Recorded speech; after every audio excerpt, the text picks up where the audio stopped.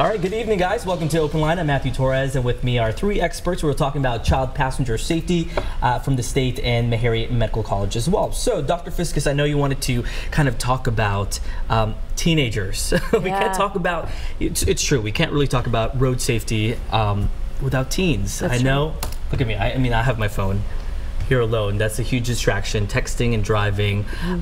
What is it specifically that you just want to hammer down when it comes to teen drivers and teen passengers? And I guess I can be one of those culprits too. First of all, they need to wear their seatbelts, and you know, we've been saying this forever and ever and ever. Wear your seatbelt, wear your seatbelt. But when we see kids that are teenagers who die in motor vehicle accidents, almost half of them were not wearing a seatbelt, and that's such a simple thing. And yet, even in some of the kids that I associate with, when I ask them, I find out that they don't wear their seatbelt.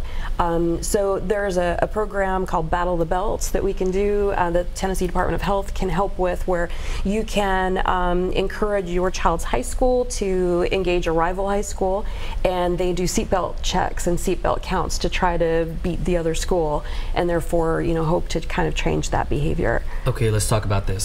So how do you just check? All right, is it like every car that passes through the school, like, hey, exactly, or even I suppose when the kids are leaving? Yeah, so they actually have people who observe the cars as they're coming and going, and count whether or not they're wearing their seatbelts, and then all of those counts get tallied, and then there's usually some, you know, bragging right that's associated with beating the other school with your seatbelt count. So that's one way. There's also a great program called Checkpoints, which we've instituted in several schools, mostly in the Williamson County area, but we're trying desperately to get that out to every high school in Tennessee. And that's a program where we bring the new driving students together with their parents in the same meeting, and we go over the graduated driver's license law, and the which basically states that if you're a brand new driver, you're not going to drive with friends in the car, you're not going to have distractions in the car, you're not going to drive at night or in inclement weather or on roads that you're not familiar with. You're going to stay close to home and in ideal conditions, and we know that those kids need hundreds of hours just in those completely safe conditions before they're really safe to venture outside of that. So through that program, they create a driving agreement with their parents, and they don't leave until they've signed that and agree to it, and then every 3 months their parents can decide whether or not they're ready to move to the next step with their license. So now you can have a friend in the car, or now you can have the radio on when you're in the car, or whatever that agreement was. It's a great program. I feel strongly that, you know, that's something that's going to help keep our teens safe. Can you measure the success rate whatsoever with that program and even the Battle the Belt? There are some ways that we can measure. So, for example, we can do pre and post surveys with the kids and the parents. You know, do you know that children who are in their first couple of months of driving are at the highest risk of having accidents than any other time in their driving career, which is something. Since the world doesn't live in a bubble, it's sometimes hard to say, because of this program, we reduced teen crashes, you know, in this area.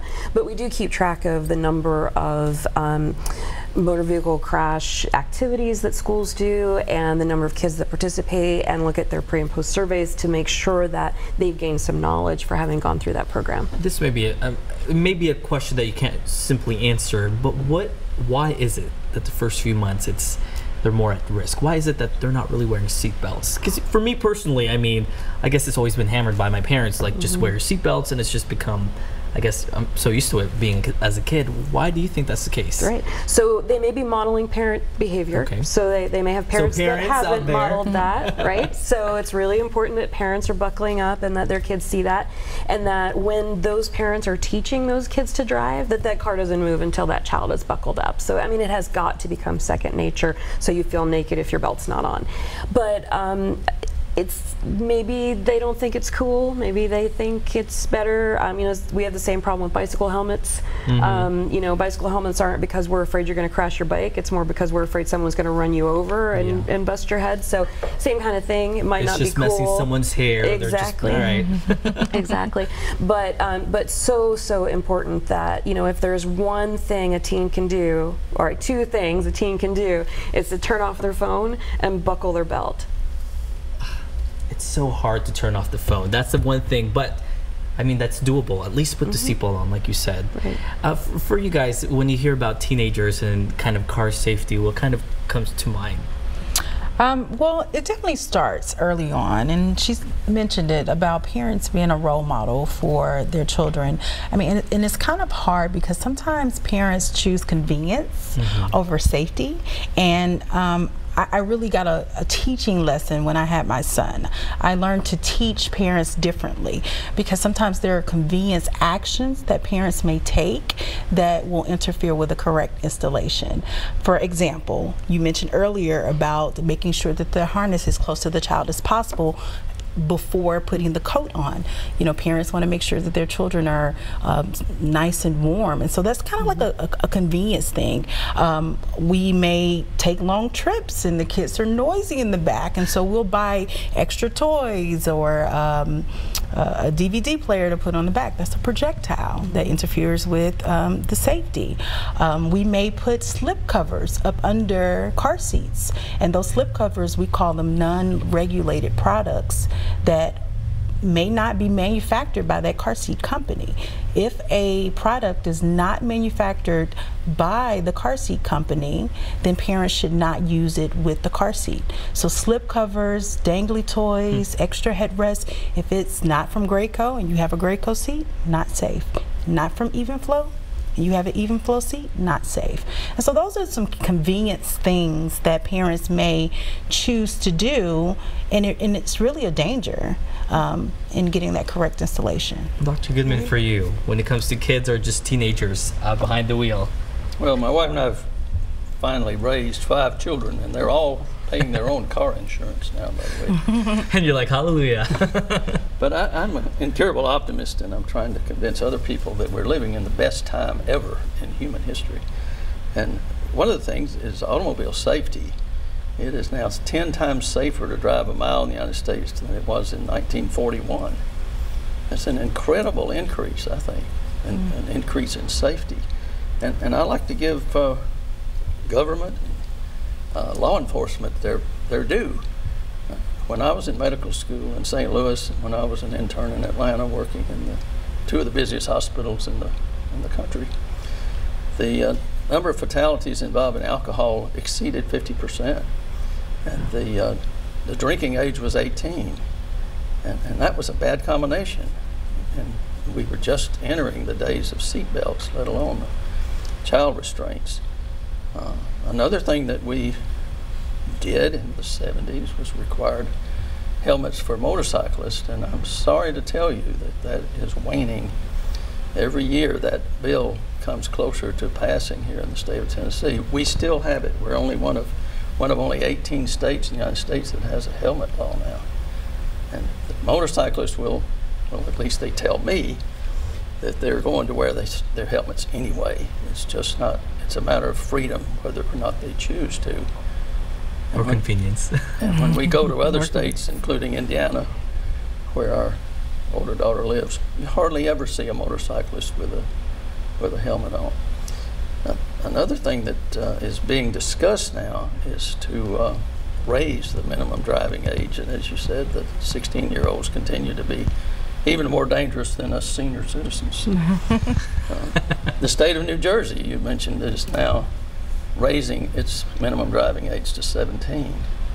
I don't know if you've heard that or not, but they claim that they've already saved close to 100 teenagers just from that one law. Do you think there is a big difference between 16 and 17-year-old? Yeah, there's a big difference, and there's a big difference between 17 and 18, and there's a huge difference between 18 and 20. What is it? Is it just something in the brain? The brain's not development? developed. It's not developed, and children that age are invincible. You know, they don't wear their seat belts because they know they're not going to have an accident, and if they do, they'll walk away from it. They think there's a movement among college presidents, I'm sorry to say, to restore the 18-year-old drinking age, or buying age and drinking age, and I think that's misguided. And I'm sorry to say I have some administrators in the collegiate field who feel the other way. I was on our state Tennessee Medical Association board for 3 years, and that helmet law was one of the biggest achievements. Well, I'd say an achievement to keep it here in Tennessee. And as I said, the majority of the states no longer have it. I think that's sad. Yeah. All right, I do know we have a caller calling us. We have Michael on the line. Hey, Michael, thank you for calling. What's your question? I've got a question for Dr. Fiscus. I heard that kids are now supposed to ride in the back seat in the car seat facing backwards until they're 2, and I'm curious why that is, and what do you do when their legs get longer and it's hard for them to fit that way? Great question. You kind of touched upon that earlier. Right, yeah. So children need to be backwards until at least the age of 2, if not longer.